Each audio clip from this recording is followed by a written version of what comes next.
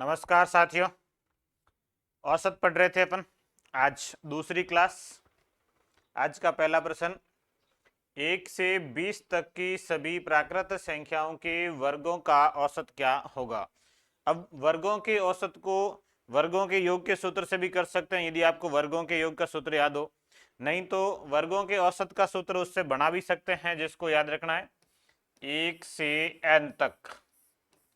1 से 20 है, वैसे 1 से 30 40 कोई भी हो, n का मान 20 30 रख के आप हल कर सकते हो। 1 से n तक की सभी प्राकृत संख्याओं के 1 से n तक की सभी प्राकृत संख्याओं के वर्गों का औसत।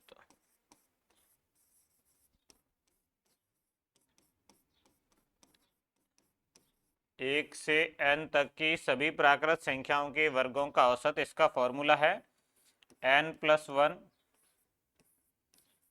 2n+1 और बटे में 6। n+1 2n+1 बटे 6। अब n का मान यहाँ लिखना है 20, 1 से 20 तक। तो n का मान आप 20 लिखेंगे। 20 + 1 ये होगा 2 गुणा 20 + 1 और बटे में होगा 6। अब 20 ने 1 जोड़ेंगे तो 21, कोष्ठक का अर्थ है गुणा। अब ये 20 ने 1 नहीं जोड़ना है, पहले गुणा करना है 2 का 20 से। 2 का 20 से गुणा 40, 1 ये जोड़ेंगे तो 41 और बटे में 6। इसके बाद 6 और 21 को 3 से काट सकते हैं। ये 3 से कटेगा 7 बार, ये 3 से कटेगा 2 बार। 41 का 7 से गुणा, 7 का 1 से गुणा 7, 7 का 4 से 7 चौके 28 और भाग देना है 2 का। 287 में 2 का भाग, 28 में 14 बार और 7 में 3.5 बार। तो ये 143.5 इसका उत्तर आएगा। भाग भी ऐसे दे सकते हैं, 28 में n, 7 में n, 28 में 14 बार, 7 में 3.5 बार। ये आसान सा यूं सीधा सीधा उत्तर आ जाता है। ये 1 से 20 तक है। अब यदि 1 से 10 तक हो या 1 से 15 तक हो, बस आपको ये फॉर्मूला याद होना चाहिए। प्राकृत संख्याओं के वर्गों के औसत का फॉर्मूला n+1 2n+1 बटे 6। n+1 2n+1 बटे 6 ये प्राकृत संख्याओं के वर्गों के औसत का फॉर्मूला है। अब इसमें संख्याएं 1 से 20 हो, 1 से 30 हो, 1 से 40 हो, उससे कोई फर्क नहीं पड़ता। कितने तक है वो n का मान लिखना है। लास्ट संख्या कौन सी है वो मान लिखो और गुणा भाग कर लीजिए, वर्गों का औसत आ जाएगा। अगला प्रश्न, 1 से 20 तक प्राकृत संख्याओं के घनों का औसत क्या होगा। ऐसा प्रश्न भी बन सकता है। घनों के औसत का, वो वर्गों का था, ये घनों का। घनों का फॉर्मूला लिखते हैं अपन, दो फॉर्मूला, एक वर्गों का एक घनों का। 1 से n तक की सभी प्राकृत संख्याओं के 1 से n तक की सभी प्राकृत संख्याओं के घनों का औसत। सभी प्राकृत संख्याओं के घनों का औसत।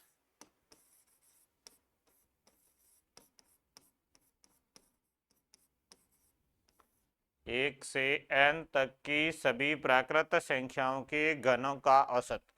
घनों के औसत का फॉर्मूला ऐसे है, n कोष्टक n+1 का स्क्वायर और बटे 4।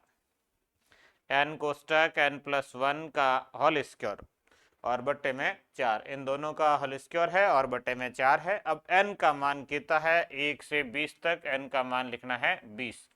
यहाँ 20 लिखेंगे आप। ये 20 और 20 + 1 इसका स्क्वायर और बटे में 4। 4 का भाग 20 में जाएगा 5 बार। 20 ने 21 का स्क्वायर 441। 4 का भाग 20 में दे दिया और ये 20 ने 21 का स्क्वायर है। 21 का स्क्वायर 441 और गुणा करना है 5 से। तो 5 का 1 से गुणा 5, 5 का 4 से गुणा 20, 5 का 4 से 20 और 2 22। तो इसका औसत आ जाएगा 2205। ये 1 से 20 तक। अब आपको दो सूत्र याद रखना, एक वर्गों के औसत का और एक घनों के औसत का। वर्गों के औसत का पिछला और ये घनों के औसत का। वर्गों का औसत और घनों का औसत दो फॉर्मूले याद रख लीजिए। आप वर्गों और घनों का औसत ज्ञात कर सकते हैं। प्रश्न में घन दिया हुआ है तो ये सूत्र है, वर्ग है तो n+1 2n+1 बटे 6। ये दो फॉर्मूले आपको याद रखने हैं, एक वर्गों के औसत का और एक घनों के औसत का। अगला, प्रथम 10 विषम भाज्य संख्याओं का औसत क्या होगा। अब विषम भाज्य संख्याएं आप लिख के औसत ज्ञात कर सकते हैं।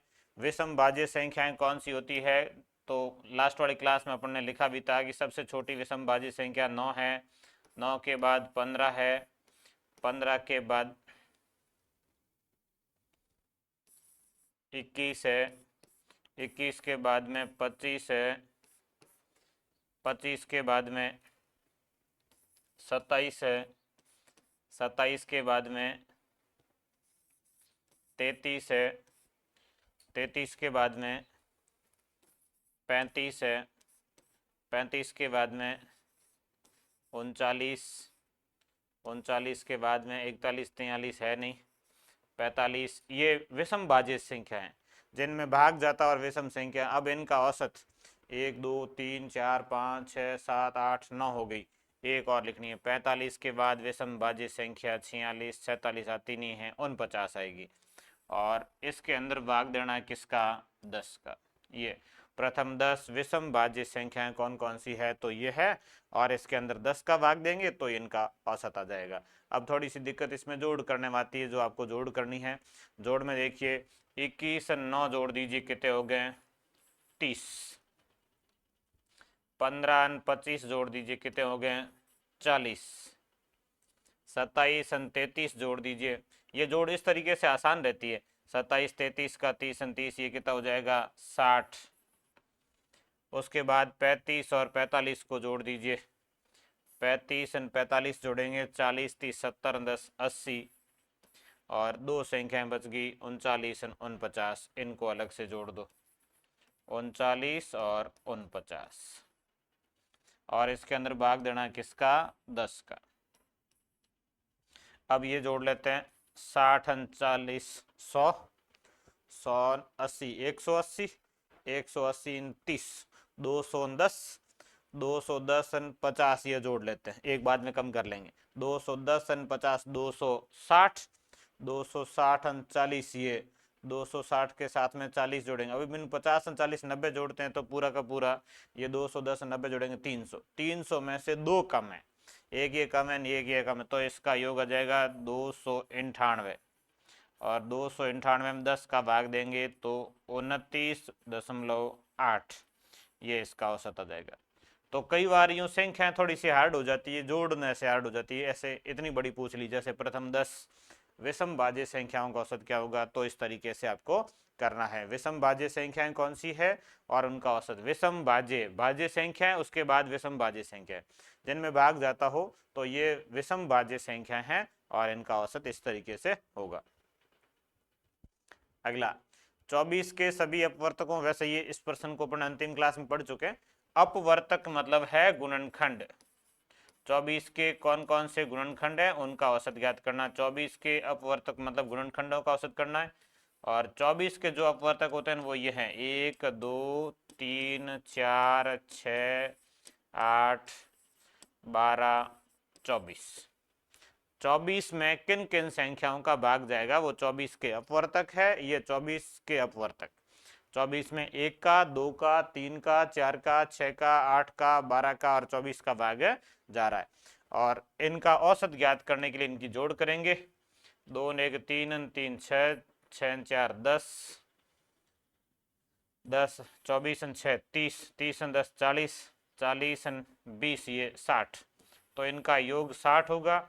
बटे में संख्या 2 2 4 2 6 और 2 8। 60 में 8 का भाग देंगे, 4 से कट जाएगा 15 बार, ये 4 से कट जाएगा 2 बार, 15 में 2 का भाग 7.5। ये अपवर्तकों का औसत मतलब गुणनखंडों का औसत पूछा गया है। गुणनखंडों का औसत इस तरीके से आप ज्ञात कर सकते हैं। अब यहां से थोड़े से प्रश्न लगाते हैं। अभी अपन ने वर्गों के औसत का फॉर्मूला पढ़ा, वर्गों का औसत का फॉर्मूला था n+1, 2n+1 और बटे 6, और घनों के औसत का फॉर्मूला पड़ा n+1 का स्क्वायर और बटे 4। ये अब देखिए, ये वर्गों के औसत का और ये घनों के औसत का ये फॉर्मूला है। अब अपने वर्गों का औसत तो है, लेकिन प्राकृत संख्याओं का नहीं है, 3 के प्रथम 10 गुणजों का है। देखिए, इन चीजों को समझते हैं अपन। ये प्राकृत संख्याओं के वर्गों का औसत होता तो ये सूत्र लगता, लेकिन ये प्राकृत संख्याओं का नहीं है। 3 के प्रथम 10 गुणज उनका वर्ग है। 3 का पहला गुणज 3, दूसरा गुणज 6, तीसरा गुणज 9 और 10वां जो गुणज होगा वो होगा 30 और इसका स्क्वायर। इनका औसत है 3 का स्क्वायर, 6 का स्क्वायर, 9 का स्क्वायर। यदि इन संख्याओं का औसत मतलब इनका जोड़ करके फिर वापस 10 का भाग देना होता है। तो इन सब में यह है कि 3 का स्क्वायर कॉमन आएगा। 3 का स्क्वायर यदि कॉमन लेते हैं तो पहले में बचेगा 1 का स्क्वायर, दूसरे में 2 का स्क्वायर, तीसरे में 3 का स्क्वायर और ऐसे ही लास्ट 30 में 10 का स्क्वायर। 3 का स्क्वायर कॉमन लेंगे। 3 के 10 गुणजों के वर्गों का औसत है, तो ये 10 गुणज उनके वर्ग, और वर्ग में कॉमन आएगा 3 का स्क्वायर, मतलब जिसके गुणज है उसका स्क्वायर कॉमन आएगा और बाकी प्राकृत संख्याएं बचेगी। ये प्राकृत संख्याओं का औसत होगा। फिर यहाँ से ये 1 से 10 तक प्राकृत संख्याओं का औसत। तो आप इस प्रश्न को सीधा करेंगे कि जब भी आपको किसी गुणज का वर्गों का औसत पूछे तो वर्गों के औसत का सूत्र लिखना है, n का मान लिखना है। गुणज कितने हैं तो गुणज 10 है, तो n का मान लिखना है 10। उसके बाद इसको गुणा करना है जिसके गुणज है उसके स्क्वायर से। 3 के गुणज है, 3 के स्क्वायर से गुणा कर लो, ये इसका उत्तर आएगा। 4 के गुणज होते हैं तो 4 के स्क्वायर से गुणा करते हैं, 5 के गुणज होते हैं तो 5 के स्क्वायर से गुणा करते हैं। और घनों का औसत होता, वर्गों की जगह यदि घनों का औसत होता तो सूत्र ये लगता, और फिर 3 के घन से गुणा कर लेते, या 2 के गुणज होते तो 2 के घन से गुणा कर लेते, 5 के गुणज होते तो 5 के घन से गुणा कर लेते। बस ये कि जिसके गुणज है उसके वर्ग से गुणा कर लीजिए औसत के फॉर्मूले को, और आपका आंसर आ जाएगा। अब अपना इसमें n का मान लिखना है 10, क्योंकि 10 गुणज है। 15 गुणज होते तो n का मान 15 लिखते, 20 गुणज होते तो n का मान 20 लिखते। तो यहाँ n का मान लिखना है आपको 10। 10 + 1, 2 गुणा 10 + 1 बटे में 6 और गुणा 3 का स्क्वायर कितना 9। 3 के स्क्वायर से गुणा करना है। 10 और 1 जोड़ेंगे तो 11, 10 गुणा 2 20 और 1 जोड़ेंगे तो 21 गुणा 9 और बटे में 6। 3 के स्क्वायर से गुणा करना है, ये ध्यान रखना है। और n का मान कितने गुणज है वो लिखना है, n का मान 10 लिखना है। अब इसके बाद संख्याएं काट देते हैं। 3 से कट जाएगा ये 3 बार, और ये 3 से कट जाएगा 2 बार। इसके बाद संख्याएं नहीं कट रही है। 11 का 21 से गुणा कर लेते हैं, 21 का 11 से गुणा 231, 231 का गुणा करना रहेगा फिर 3 से, 3 एकम 3, 3 तिया 9 और 3 दो 6, 693। ये 693 और बटे 2, 693 में 2 का भाग देना है। अब 693 में 2 का भाग देंगे। देखिए 6 में 2 का भाग जाएगा 3 बार, और 9 में जाएगा 4 बार, शेष बचेगा 1। 13 में जाएगा 6.5 बार, ये 346.5। ये 3 के प्रथम 10 गुणजों के वर्गों का औसत। सीधा सा देखिए, वर्गों का औसत पूछा है, वर्गों के औसत का सूत्र लिखना है। 3 के गुणज बोले हैं तो 3 के वर्ग से गुणा कर लो, बस 3 के वर्ग से गुणा करेंगे वर्गों के औसत को। वर्गों के औसत का ये सूत्र 3 के वर्ग से गुणा कर लिया गया, फिर गुणा भाग करेंगे तो इसका आंसर आ जाएगा। ये n का मान कितने गुणज वो लिखना है, 10, 10 ने 1 11, ये 10 गुणा 2 20 ने 1 21, और गुणा 3 का स्क्वायर कितना होता है 9। फिर 3 से काट दिया, ये 3 बार, ये 2 बार। 21 का 11 से गुणा, फिर गुणा किया 3 से, ये आ गया 693। 2 का भाग दिया 346.5। अगला अब उस तरीके के प्रश्न हो गए। एक प्रश्न उसका अपन और लिख लेते हैं घनों का। यदि ऐसा आ जाए घनों में तो कैसे करना है। जैसे ही आ जाए, प्रथम 10 सम संख्याओं के, एक वर्गों का लिख लें, सम संख्याओं के वर्गों का औसत, वर्गों का औसत क्या होगा। जैसे प्रथम 10 सम संख्याओं के वर्गों का औसत। अब सम संख्याओं का अर्थ है दो के गुणज। सम संख्याएं किसका गुणज है, दो के। तो मतलब जब सम संख्याओं का प्रश्न पूछा है तो दो के गुणज पूछे हैं। अब आपको दो के गुणज मतलब दो का पहला गुणज दो, दो का स्क्वायर, फिर 4 का स्क्वायर, फिर 6 का स्क्वायर और 10 गुणज लिखने हैं तो दो का 10वां गुणज मतलब 20 का स्क्वायर। प्रथम 10 सम संख्याएं या प्रथम 10 दो के गुणज ये। अब इसमें सूत्र वही वर्गों के औसत का सूत्र लगेगा, n+1 2n+1 बटे 6, ये वर्गों के औसत का सूत्र है। अब इसका गुणा करेंगे। गुणा किससे करेंगे, किसके गुणज, उसके वर्ग से। गुणज किसके, दो के। सम संख्याएं किसका गुणज होती है, दो की।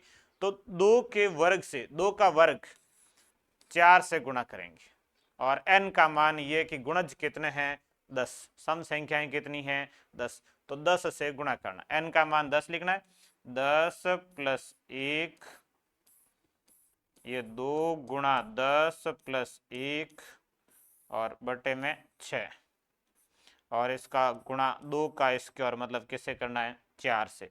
10 ने 1 11, 10 गुणा 2 20 ने 1 21 गुणा 4 और बटे 6।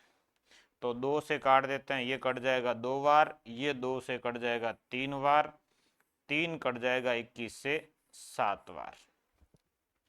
11 का 7 से गुणा 77 और 77 का गुणा करना है 2 से। 7 गुणा 2 14, 7 गुणा 2 14 ने 1 15, 77 गुणा 2 आ जाएगा 154। तो 2 के प्रथम 10 गुणजों के वर्गों का औसत 154 या प्रथम 10 सम संख्याओं के वर्गों का औसत क्या होगा 154। तो वर्गों के औसत में n का मान ये है कि गुणज कितने हैं वो, और इससे गुणा किससे करना है कि जिसके गुणज चल रहे हैं उसके वर्ग से। दो के गुणज चल रहे हैं इसलिए दो के वर्ग से, तीन के गुणज चलते तो तीन के वर्ग से, चार के गुणज चलते तो चार के वर्ग से गुणा करते। अब अपन एक प्रश्न लिखते हैं घनों का।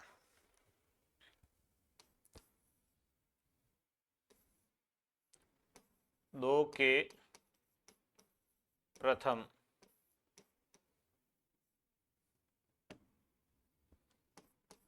10 गुणजों के घनों का औसत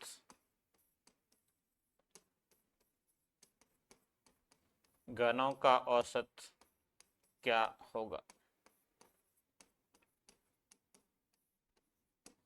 दो के प्रथम 10 गुणजों के घनों का औसत क्या होगा।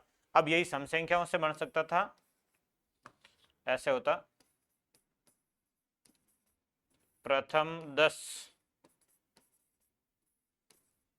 सम संख्याओं के प्रथम 10 सम संख्याओं के घनों का औसत क्या होगा।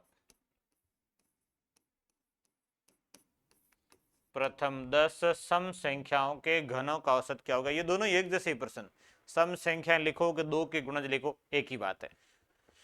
अब इसमें घनों के औसत का सूत्र लिखना पहले तो ये n कोष्टक n+1 इसका स्क्वायर बटे 4, ये घनों के औसत का सूत्र। अब इसका गुणा करना है गुणज किसके हैं उसका घन।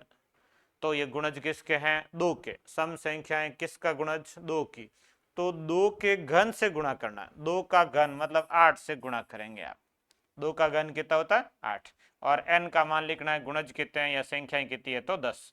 तो n का मान लिखेंगे 10 ये 10 और 1 जोड़ेंगे तो 11 और इसका स्क्वायर बटे 4 और गुणा 2 का घन कितना 8। 4 8 से पूरा पूरा कट जाएगा 2 बार। ये 10 गुणा 11 का स्क्वायर 121 गुणा 2। 121 का गुणा 2 से 242 और 10 2420। तो प्रथम 10 सम संख्याओं के घनों का औसत कितना होगा 2420 होगा। प्रथम 10 सम संख्याओं के या 2 के प्रथम 10 गुणजों के घनों का औसत।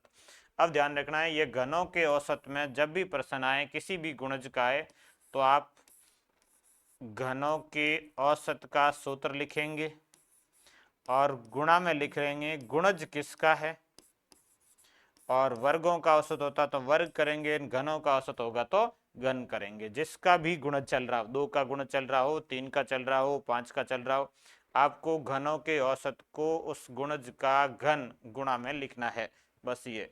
और इस तरीके से आप इन वर्गों के औसत और घनों के औसत के सूत्र से संख्याओं के और किसी के गुणज के भी आप कर सकते हैं, सम संख्याओं के भी कर सकते हैं।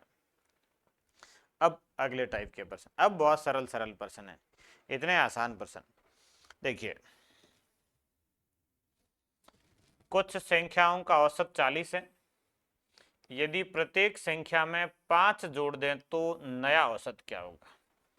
कुछ संख्याओं का औसत 40 है, प्रत्येक संख्या में 5 जोड़ दें तो यह है कि जो परिवर्तन प्रत्येक संख्या में होता है वही परिवर्तन औसत में होता है। ये लाइन है, जो परिवर्तन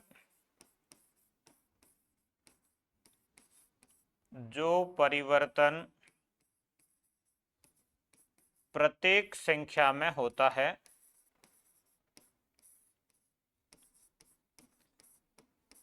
जो परिवर्तन प्रत्येक संख्या में होता है वही परिवर्तन औसत में होगा।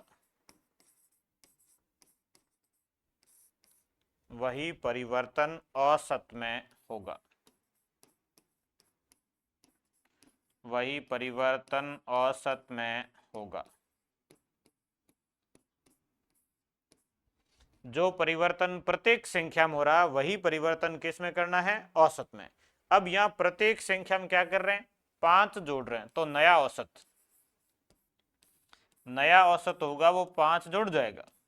प्रत्येक संख्या में 5 जोड़ने से औसत में भी कितना जुड़ जाएगा, 5।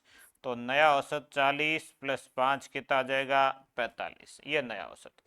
प्रत्येक संख्या में 5 जोड़ रहे हैं तो औसत में 5 जुड़ जाएगा।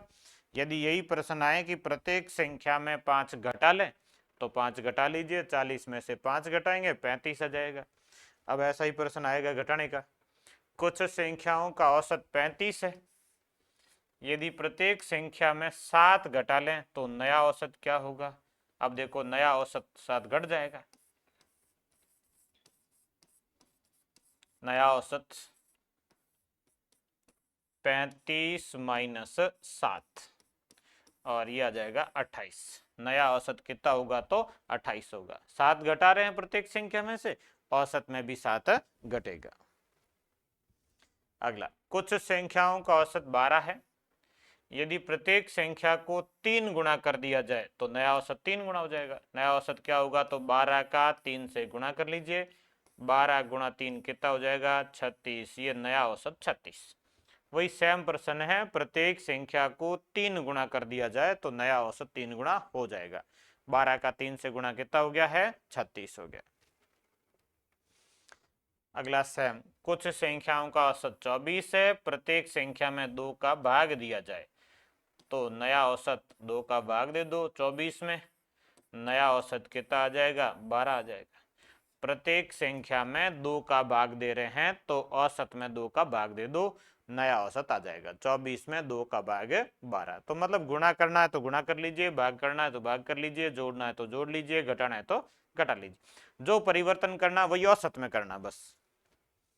अगला, A1 A2 A3 dash dash ऐसे करके A100 तक इन संख्याओं का औसत x है। तो A1 -5, A2 -5, A3 -5, A100 -5। यहाँ देखिए, इन संख्याओं का औसत पूछा है। परिवर्तन ये हुआ कि जो संख्या वहां थी उसमें ये है कि प्रत्येक में 5 घटाएं, प्रत्येक में से 5 घटाएं, सब में 5 5 कम किया है, सब मतलब प्रत्येक हो गया, प्रत्येक में से 5 घटा रहे, इसका मतलब नया औसत भी 5 कम होगा। पहले औसत x था तो अब औसत होगा x माइनस 5। प्रत्येक संख्या में से 5 घटाया जाए, ये ऐसे उलझाया हुआ है, बाकी सीधा दिख रहा है कि सब में से 5 घटा रहे, औसत में भी 5 घटा लो। औसत x था, 5 घटाएंगे x माइनस 5। a1 था, a1 माइनस 5 हुआ, a2 था, a2 माइनस 5 हुआ, a3 था, a3 माइनस 5 हुआ, a100 था, a100 माइनस 5 हुआ, इधर x है तो x माइनस 5 होगा। जैसा ये कर रहे हैं वैसा ही औसत में करना है, प्रत्येक संख्या में जो परिवर्तन हो रहा है वही आपको औसत में करना है। ये a1 a2 a3 ये 50 तक है, इनका औसत y है 2a1 plus 5/3, 2a2 plus 5/3, 2a3 plus 5/3। ये कि प्रत्येक संख्या को 2 गुणा किया है, फिर 5 जोड़े और 3 का भाग दिया। a1 था, अब इन्होंने क्या किया कि a1 का गुणा किया है 2 से, फिर इसके साथ जोड़े हैं 5 और फिर भाग दिया है 3 का। प्रत्येक संख्या में क्या परिवर्तन हुआ है ये देखिए, 2 से गुणा किया है, फिर 5 जोड़े हैं, फिर 3 का भाग दिया है। तो आपको औसत में भी ऐसा करना है कि ये y है, इसको गुणा करना है 2 से, फिर इसके साथ जोड़ना है 5 और फिर भाग देना है 3 का, ये नया औसत। तो ये आ जाएगा 2y प्लस 5 और बटे 3, ये उत्तर। जो परिवर्तन प्रत्येक संख्या में हो रहा है कि यहां से देखिए ये कैसे किया गया, वैसा ही आपको औसत में करना है। 2 गुणा किया, 5 जोड़े, 3 का भाग दिया है, तो औसत में भी 2 गुणा करो, 5 जोड़ो और 3 का भाग दे दो। अगला प्रश्न ये अलग टाइप का है। 4 संख्याओं का औसत 22 है, एक नई संख्या 12 को शामिल कर लें तो नया औसत क्या होगा। 4 संख्या औसत दिया हुआ। अब देखिए औसत का जो सूत्र होता है, राशियों का योग और बटे में राशियों की संख्या, ये औसत का फॉर्मूला। औसत बराबर राशियों का योग बटे राशियों की संख्या। अब देखिए यदि योग ज्ञात करना हो तो औसत गुणा संख्या होगा, कि संख्याओं का योग, आपको औसत दे रखा है कितनी संख्या है, उनका योग क्या होगा। तो योग ज्ञात करने के लिए फॉर्मूला बनेगा औसत गुणा संख्या। औसत कितना और संख्याएं कितनी गुणा कर लो, योग आ जाएगा। कि 4 संख्याओं का औसत 22 है तो योग कितना होगा इन 4 का, तो 22 का गुणा करेंगे किससे, 4 से। औसत का गुणा करना है संख्याओं से। तो अब देखिए 4 का योग, 4 संख्याएं और इन 4 संख्याओं का योग कितना होगा, तो इन 4 संख्याओं का औसत 22 है, गुणा संख्याएं 4 है, 22 का 4 से गुणा कितना हो गया, 88 हो गया। तो इनका योग कितना आएगा, 88 आएगा। अब एक नई संख्या 12 को शामिल कर रहे हैं, 12 को शामिल करें तो अब संख्याएं हो जाएगी 5, पहले थी 4, एक नई आएगी 5, और इन 5 संख्याओं का योग क्या होगा। तो 5 संख्याओं का योग 88 प्लस 12, 88 के साथ 12 जोड़ लीजिए, इन 5 संख्याओं का योग हो जाएगा 100। 4 का योग फिर 5 का योग, 4 का योग 22 गुणा 4 हो जाएगा 88, पांचवी संख्या 12 है, 12 को जोड़ लीजिए, 88 के साथ 12 जोड़ेंगे कितना हो जाएगा 100। अब आपको इन 5 का औसत पूछा है, नया औसत क्या होगा। तो औसत ज्ञात करने के लिए योग के अंदर भाग देंगे संख्याओं का, योग तो है 100 और संख्याएं अब है 5, और 100 में 5 का भाग कितनी बार, 20 बार, तो नया औसत क्या होगा, 20 होगा। 4 संख्याओं का योग फिर 5 संख्याओं का योग, पांचवी संख्या कौन सी जोड़ी, 12 को जोड़ दीजिए 100। अब औसत के लिए वापस भाग देंगे योग में संख्याओं का, योग तो है 100, संख्याएं 5, 100 में 5 का भाग कितनी बार, 20 बार। अब इसका एक दूसरा सरल तरीका है, वो आना बहुत जरूरी है। 4 संख्याओं का औसत 22 और नई संख्या है 12। देखो औसत के बराबर की संख्या को शामिल करते हैं तब तो औसत में परिवर्तन नहीं होता है, लेकिन यदि नई संख्या औसत से ज्यादा शामिल होती है तो औसत बढ़ जाता है। और यदि औसत से कम की शामिल होती है तो औसत घट जाता है। या जो नई संख्या है वो पिछले औसत से कम है। ये औसत 22 था, संख्या 12 है, ये कम है। कम है इसका मतलब औसत घटेगा। नई संख्या कम की शामिल होती है, इसका मतलब औसत में कमी होगी, औसत घटेगा। अब देखिए औसत कितना घटेगा, तो संख्या कितनी कम है। पहले जो औसत है उससे ये संख्या कम कितनी है, तो संख्या कम है 22 से 12। कितनी कम है? 10 कम है। संख्या 10 कम है। अब औसत कितना कम होगा, तो आप 10 में भाग दे दो, संख्याएं कितनी है टोटल अब तक। 10 में संख्याएं हैं 5, इसका मतलब औसत कितना कम होगा? 2 कम होगा। संख्या 10 कम है, औसत 2 कम होगा, क्योंकि संख्याएं 5 है। टोटल ये देख लो कि संख्या कितनी कम है, 22 से 12, 10 कम।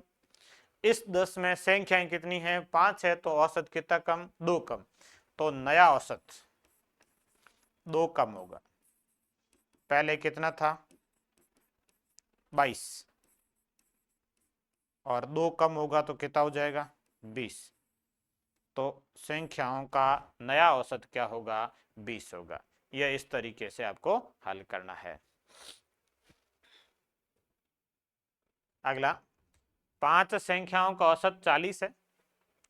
दो नई संख्याओं 12 व 15 को शामिल कर लें तो सभी का औसत कितना होगा?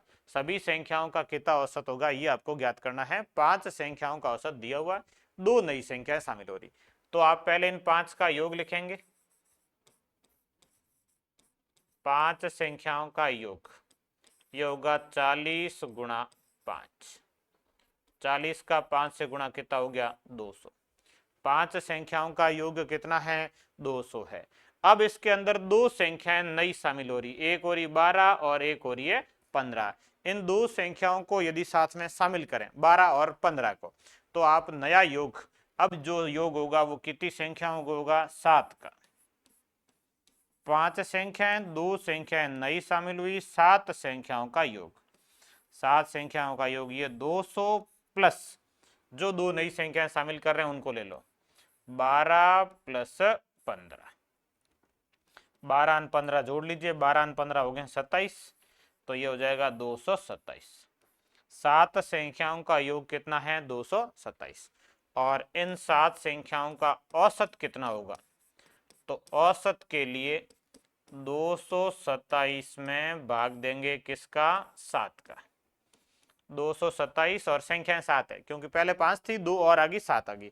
7 का भाग देंगे 27 में, तो 22 में 7 का भाग जाएगा 3 बार, शेष बचेंगे 17। 17 में 7 का भाग जाएगा 2 बार, और शेष बचेंगे 3। तो ये 32 सही 3/7, ये नया औसत होगा।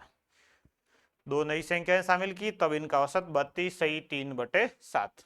एक संख्या शामिल होती तो उसके अनुसार होता, ये दो संख्याएं शामिल हुई, दो के अनुसार है। और तीन संख्याएं शामिल होती है तो तीन के अनुसार होता। देखिए इसके बाद एक प्रश्न और लिखते हैं अपन।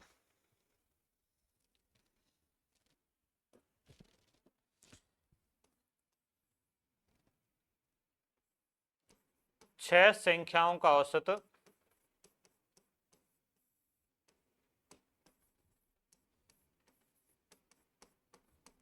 छह संख्याओं का औसत 40 है, तथा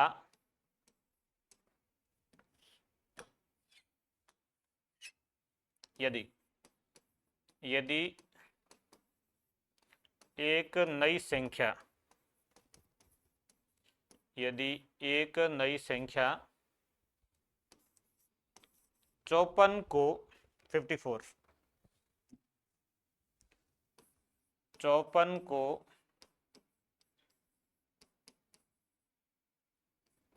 शामिल कर लें तो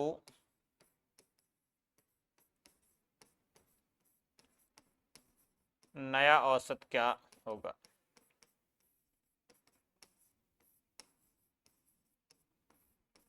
एक नई संख्या 54 को शामिल कर लें तो नया औसत क्या होगा? एक संख्या इसमें ऐड की गई, छह संख्याओं का औसत दिया हुआ, एक नई संख्या इसके साथ 54 को शामिल किया, अब आपको नया औसत। अब इसका एक तरीका तो ये अभी जो लिख रहे थे कि आप 6 संख्याओं का योग लिखेंगे। पहले जो 6 संख्याएं उनका योग, उन 6 संख्याओं का औसत 40 है और 40 का गुणा करना 6 से, 6 चौके 24, 240। 6 संख्याओं का योग 240। अब इसके साथ एक नई संख्या शामिल करते हैं तो 7 हो जाएगी, और इन 7 संख्याओं का योग, 7 संख्याओं का योग 240, और इसके साथ में एक संख्या को जोड़ा गया 54 को। 240 और 54, 4 4 5 9, ये 294। तो इन 7 संख्याओं का योग कितना हो जाएगा? 294। अब इन 7 का औसत, ये तो योग था, इन 7 संख्याओं का औसत क्या होगा? तो आप औसत के लिए क्या करेंगे? 294 में 7 का भाग देंगे, और 294 में 7 चौके 28, 4 बार, और शेष बचेगा 1 14 में 2 बार, 42 बार। तो इन 7 संख्याओं का औसत कितना आएगा? 42 आएगा। एक तरीका ये जो अपन गुणा भाग से कर रहे हैं, और सभी प्रकार के प्रश्नों को आप ऐसे कर सकते हैं, कितनी संख्याएं शामिल करें, 7 की, 8 की, 9, 10, 5, 7, कितनी जोड़ो, उससे कोई फर्क नहीं पड़ता। अब इसका सीधा तरीका है वो, ये एक संख्या वाले में भी होता है। पिछले प्रश्न में जैसे 2 संख्याएं थी तो वो सीधा तरीका लागू नहीं होता है। या सीधा तरीका ये है कि यदि एक संख्या शामिल हो रही है तो वो संख्या औसत से ज्यादा है तो औसत बढ़ेगा, औसत से कम है तो औसत घटेगा, और औसत के बराबर है तो औसत में कोई परिवर्तन नहीं होगा। यदि नई संख्या औसत से अधिक है तो औसत बढ़ेगा। अब देखो, नई संख्या औसत से अधिक है कि नहीं है? नई संख्या 54 है, औसत 40 था, अधिक है। नई संख्या अधिक है तो औसत बढ़ेगा या औसत वृद्धि होगी। नई संख्या अधिक शामिल हो रही है, औसत बढ़ेगा। अब देखो, नई संख्या कितनी अधिक है? तो ये 54 अधिक कितना है 40 से? तो 14। नई संख्या कितनी अधिक है? 14 अधिक है। 14 अधिक है तो औसत कितना अधिक होगा? औसत के लिए संख्याओं का भाग देना होगा। पहले तो ये देखो अधिक कितना है, अधिक 14, संख्याएं कितनी है? 7 है, तो औसत कितना बढ़ेगा? 2 बढ़ेगा। पहले औसत कितना था? 40, और 2 बढ़ेगा तो नया औसत क्या होगा? 42 होगा। इस तरीके से कर सकते हैं। आगे और भी ऐसे प्रश्न आएंगे इस टॉपिक में अपने। एक नई संख्या को शामिल करने पर औसत बढ़ता है, घटता है या बराबर रहता है, यह निर्भर करता है कि नई संख्या औसत से कम है या औसत से ज़्यादा है या औसत के बराबर है। औसत से ज़्यादा है तो औसत बढ़ जाएगा, औसत से कम है तो औसत घट जाएगा। यदि ये नई संख्या 40 होती तो औसत 40 ही रहता है। नई संख्या 54 की जगह यदि 40 होती तो औसत 40 ही रहता, कोई परिवर्तन नहीं होता। अधिक की शामिल कर रहे हैं इसलिए औसत बढ़ेगा, कम की शामिल करते हैं तो औसत घटता, और बराबर की शामिल करते हैं तो कोई परिवर्तन नहीं होता। अब अगला प्रश्न,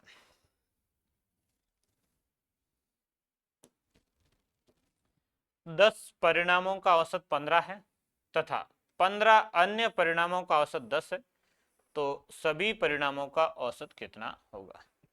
10 परिणामों का औसत दिया हुआ है, 15 परिणामों का औसत दिया हुआ है, सभी मतलब 10 पहले इन 15 बाद में, टोटल 25 परिणाम है, इनका औसत पूछा गया। ये बहुत इंपॉर्टेंट प्रश्न है, अधीनस्थ बोर्ड का रिपीटेड प्रश्न है, बार बार इस प्रश्न को पूछा जाता है। देखिए, 10 परिणामों का औसत 15, तो पहले आप इन 10 का योग लिखेंगे। 10 जो परिणाम है, इन 10 परिणामों का योग कितना होगा? तो औसत 15 और संख्याएं 10, 15 का 10 से गुणा हो गया 150। फिर 15 अन्य परिणाम और उन 15 का योग लिखेंगे। 15 का योग, 15 का योग कितना होगा? तो 15 का औसत 10 है, संख्याएं 15 है, 10 गुणा 15, ये भी कितना हो गया? 150। पहले 10 परिणाम, बाद में 15 परिणाम, 10 का योग और 15 का योग। आपको पूछा है सभी का औसत,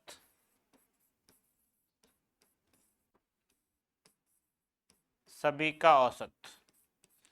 सभी का औसत ज्ञात करने के लिए सभी का योग कर लो। टोटल योग कितना है? तो पहले 150 और फिर 150, टोटल योग हो जाएगा 300। फिर भाग देना है, कुल संख्याएं कितनी है? तो पहले संख्याएं 10 और बाद में संख्याएं 15।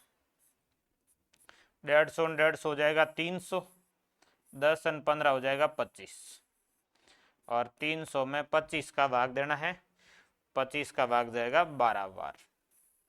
तो इन सभी परिणामों का जो औसत आएगा वो कितना आएगा? 12 आएगा। सभी परिणामों का औसत कितना है? 12। 10 का औसत, 15 का औसत, तो 10 का योग ज्ञात किया, 15 का योग ज्ञात किया, सभी का औसत ज्ञात करने के लिए सभी का योग 150 150 300 बटे में टोटल संख्याएं कितनी? 10 और 15 25। 300 में 25 का भाग कितनी बार? 12 बार। अगला ऐसा ही सेम पर्सन है, लेकिन यहाँ थोड़ा सा लिखने का तरीका अलग है। m संख्याओं का औसत n स्क्वायर और n संख्याओं का औसत m स्क्वायर, तो सभी संख्याओं का औसत क्या होगा? देखो पहले संख्याएं हैं m, और इन m संख्याओं का आप लिखेंगे योग, और योग लिखने के लिए औसत गुणा संख्या। देखो औसत कितना है? n स्क्वायर, संख्याएं कितनी है? m है, तो योग कितना होगा? तो n स्क्वायर गुणा m होगा। फिर दोबारा n संख्याएं, तो इन n संख्याओं का योग क्या होगा? वही औसत गुणा संख्या। औसत इनका है m स्क्वायर, गुणा करना है n से। ये पहले का योग, बाद का योग। अब आप लिखेंगे सभी का औसत। पिछले पर्सन लिखा वैसे के वैसे लिखना है, सभी का औसत जोड़ेंगे दोनों को। एक तो ये है n स्क्वायर m, दूसरी ये है m स्क्वायर n। गुणा का मतलब गुणा हटा दीजिए, इन संख्याओं में गुणा का चिन्ह लिखने की आवश्यकता नहीं, गुणा हो गया, ये ऐसे सीधा लिखने का अर्थ। और टोटल संख्याएं कितनी हैं? तो m प्लस n। ये अब इसमें एक स्टेप आगे और हल करना होता है कि इसमें ऊपर दोनों संख्याओं में एक संख्या कॉमन आ रही है, m और n दोनों में आए, तो आप m n कॉमन लेंगे। यदि कॉमन लेते हैं तो इसमें से m कॉमन आ गया, n कॉमन आ गया, n 2 बार था, एक बार कॉमन आ गया, एक बार शेष बच जाएगा। प्लस इसमें m और n कॉमन आ गया, लेकिन m 2 बार था, m स्क्वायर मतलब m गुणा m है, m एक बार आ गया कॉमन, एक बच जाएगा। ये तो n प्लस m और बटे में है m प्लस n। ये दोनों एक जैसी संख्या प्लस में लिखिए, पहले बाद में से फर्क नहीं पड़ता। n प्लस m और m प्लस n एक ही है, और शेष बच गया m n। तो इन संख्याओं का औसत क्या होगा? m n होगा।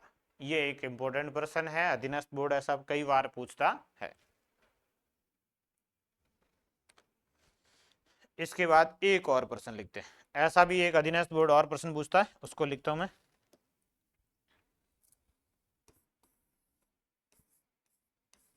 x संख्याओं का औसत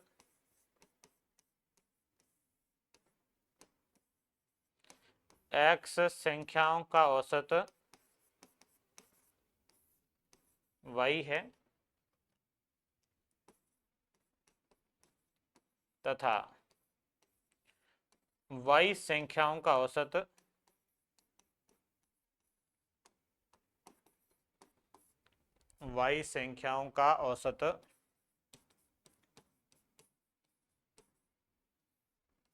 x है, तो सभी संख्याओं का औसत क्या होगा?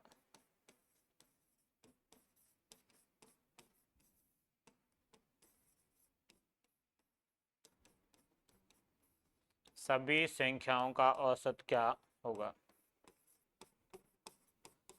ये अभी लिखा वैसा ही प्रश्न है, ज्यादा कोई अंतर नहीं है। x संख्याओं का औसत y है तथा y संख्याओं का औसत x है, तो सभी संख्याओं का औसत क्या होगा?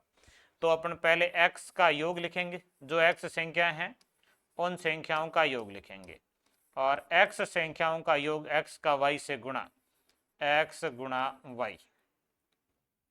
फिर y है, तो y संख्याओं का योग y का गुणा करना है x से, तो ये y गुणा x। दोनों स्थितियों में ये x y, x और y का गुणा x y, इसमें भी x और y का गुणा x y। अब आपको पूछा है औसत इन सभी का औसत, इनको जोड़ लेंगे, x y plus x y और बटे में पहले संख्याएं कितनी है? x, और बाद में संख्याएं कितनी हैं? y। तो संख्या x प्लस वाई, इन दोनों का जोड़ हो जाएगा 2xy, एक्स वाई ने एक्स वाई जोड़ेंगे 2xy, और बटे में है x प्लस वाई। ये इसका उत्तर आएगा 2xy बटे x प्लस वाई। ये भी अधीनस्थ बोर्ड ने कई बार प्रश्न को पूछा है, तो ये रिपीटेड प्रश्न है, इनको बार बार पूछा जाता है, तो इन प्रश्नों की कैलकुलेशन आनी बहुत जरूरी है। और इसके बाद नया प्रश्न है, ये थोड़ा सा अलग है पिछले जो पढ़ रहे हैं उनसे। देखिए 12 संख्याओं का औसत 25 है, एक नई संख्या को शामिल कर लें तो औसत 1 बढ़ जाता है, तो नई संख्या क्या होगी। अभी यह चीज अपन ने पढ़ी कि नई संख्या को शामिल करते हैं, औसत बढ़ता है, इसका अर्थ है नई संख्या ज्यादा होगी। औसत घटता है, इसका मतलब नई संख्या कम होगी, या औसत बढ़ रहा है, इसका मतलब नई संख्या ज्यादा ही होगी। इसके दो तरीके, अपन दोनों तरीकों से, एक तो ये कि 12 का गुणा कर लो 25 से, 12 संख्याओं का योग आ जाएगा, इन 12 का योग, 12 संख्याओं का योग कितना होगा, तो आप गुणा करेंगे 25 गुणा 12, और 25 का 12 से गुणा हो गया 300।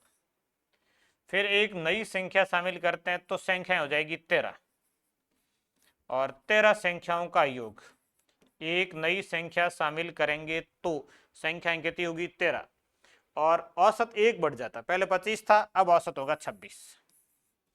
26 का गुणा करना है 13 से, 13 छके 78, हासिल लगेगा 7, 13 दो 26, 26 और 7 33, ये हो जाएगा 338। इन 13 संख्याओं का योग कितना है 338, 12 संख्याओं का योग कितना है 300।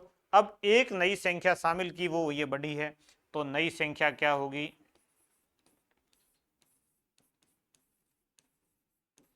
नई संख्या बराबर 338 माइनस 300, 338 में से 300 घटाएंगे तो नई संख्या आ जाएगी, कितनी आएगी 38 आएगी। तो जो नई संख्या है वो कौन सी है 38 है। अब यदि इसको सीधा लिखें, देखो नई संख्या औसत बढ़ रहा है, इसका मतलब नई संख्या जो है वो औसत से अधिक है, नई संख्या औसत से अधिक है, औसत बढ़ रहा है तो, यदि औसत घटता तो नई संख्या औसत से कम होती। अब यहां पर औसत कितना है 25 प्लस बढ़ कितना रहा है, औसत बढ़ रहा है 1, औसत वृद्धि गुणा संख्या है, इसमें औसत वृद्धि और इस औसत वृद्धि का गुणा करना है, संख्याएं कितनी है टोटल, औसत वृद्धि गुणा संख्याएं, तो औसत 25 प्लस नई संख्या जोड़ने से औसत बढ़ा कितना 1, और संख्याएं कितनी 13, पहले 12 थी लेकिन अब कितनी है टोटल वो लिखना है 13 संख्याएं। तो नई संख्या क्या होगी 25 प्लस 13 गुणा 1 13 हो जाएगा, 25 में 13 जोड़ेंगे तो कितना हो जाएगा 38, तो नई संख्या क्या होगी 38 होगी। ये इस तरीके से नई संख्या औसत प्लस औसत वृद्धि गुणा संख्या, औसत में कितनी वृद्धि हो रही 1, संख्याएं कितनी 13, तो कुल कितना बढ़ेगा 13 ज्यादा होगा, और 25 और 13 जोड़ेंगे कितने हो जाएंगे 38 हो जाएंगे। तो ये इस तरीके से हो जाएगा, और बाकी के प्रश्नों को अपन अगली क्लास में पढ़ेंगे।